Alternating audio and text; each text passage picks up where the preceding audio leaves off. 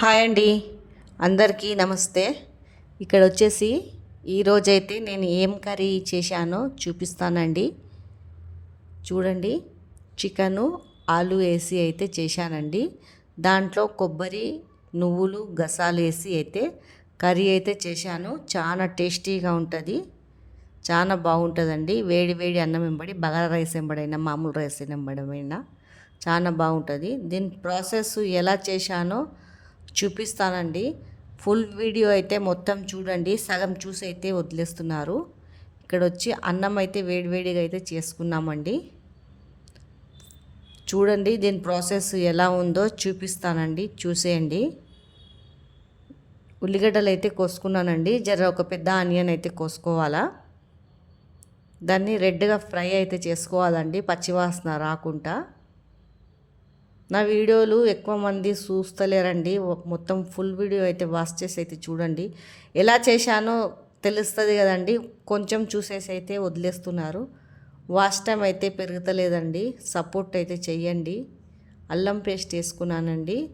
అల్లం paste, onion పచ్చివాసన పోయే వరకు రెడ్గా ఫ్రై చేసుకోవాలా.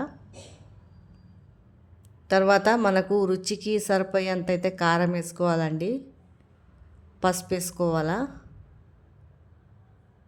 ఉప్పు వేసుకోవాలండి. పచ్చివాసన పోయే వరకు ఇది కూడా బాగా వేపుకోవాలా. వేపేసుకుంటున్నానండి. ఇలా వాసన అయితే వెళ్ళిపోతుంది. తర్వాత మనం మంచిగా కడిగి పెట్టుకున్న చికెను, ఆలుగడ్డ అయితే వేసుకోవాలండి. చాలా మంచిగా అవుతుంది కర్రీ, అయితే టేస్టీగా కూడా అవుతుందండి.